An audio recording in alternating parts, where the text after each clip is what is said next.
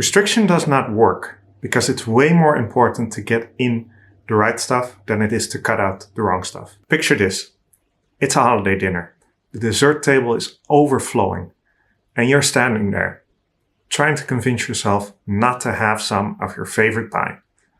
I wasn't going to do it this year. I really shouldn't. I'm watching my figure. It's not good for me. You stand there fighting with yourself, but before you know it, you're having your first bite, then your second bite, then you're having another slice. Sound familiar? This isn't about self-control or willpower. It's all to do with how we approach the holidays. And it's time for a shift.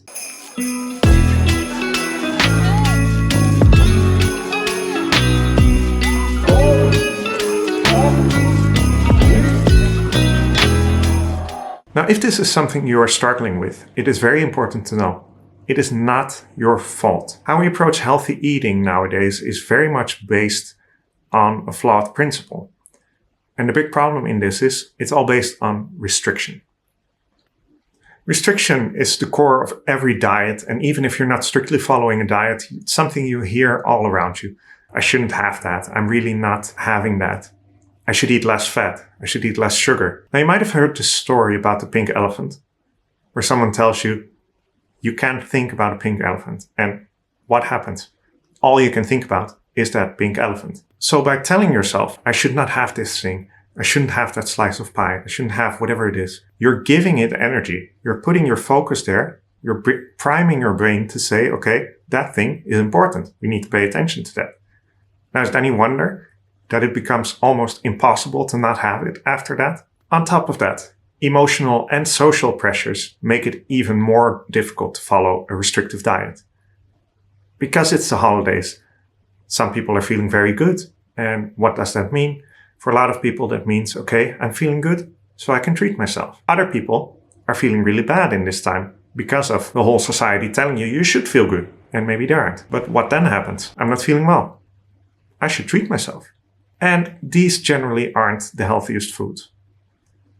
Then you have the social pressure.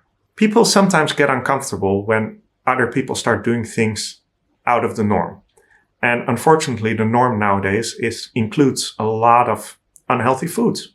So if you're suddenly saying, thank you, but I would rather not have this piece of pie, you might find that people start to put pressure on you, convince you to have it, guilt trip you even. Now, it's important to know that a lot of this is well-intentioned. They maybe don't understand your reasons. They don't want you to suffer. However, all of this, of course, makes it a lot more difficult to follow your restrictions. You feel like you're choosing between enjoying the holidays, enjoying something now, or sticking to your diet, which means being miserable. Of course, it's going to fail. So if we can't focus on restriction, how should we make sure that we stay healthy? Here's my advice. Focus on getting the right stuff in. Say someone's eating the perfect diet. They're getting all the nutrients they need to get, except we've engineered it such that they are getting no more vitamin C. What do you think happens to them? I mean, it's quite obvious. They will get very sick. They will get scurvy. Eventually, they will die. So instead of cutting out foods, especially during these days when there's so much going on, instead of cutting out foods, focus on adding nutrient-dense foods. Make sure you're getting all of the good stuff in spite of what you're eating. This will help you maintain a baseline of health. But on top of that, if you're focusing on nutrient-dense foods, there will be a lot less room for the less healthy stuff. It's not about perfection. Make sure you enjoy the things you're eating. If you ensure you're eating everything that your body needs, then you can enjoy the other things guilt-free. So how do you approach this practically speaking? There's a couple of different ways, and I kind of use these depending on the situation and depending on my mood. First off, when you have a dinner coming up and you know that the options aren't going to be the healthiest, you can ensure ahead of time, maybe earlier in the day, that you eat something to satisfy your nutrient needs. Make sure you get in enough protein and something else that has a lot of vitamins, minerals, whatever. So before you go to a party, maybe you can make a healthy smoothie or have a bigger lunch adding in some protein sources there. This way, when you arrive at the party, you don't have to worry about the options that are there. And of course, when you're at the dinner, try and pick options that are more nutrient dense. You don't have to leave stuff out. Again, it's not about restriction, but maybe add in a little bit more of that salad or whatever sides they have. Focus on the nutrients. The holidays aren't about restriction. They're about connection, about joy, about celebration. By focusing on getting the right stuff in, you can experience full food freedom and soar into the new year with energy and happiness. So why not give it a try?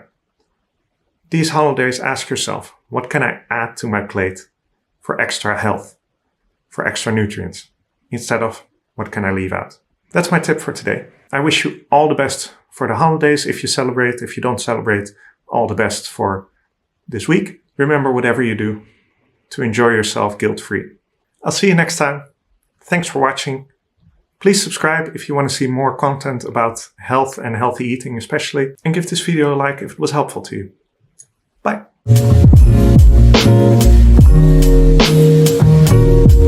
Restriction does not work because it is way more important to cut out the wrong stuff. That's the exact opposite of the message I'm delivering. Why am I like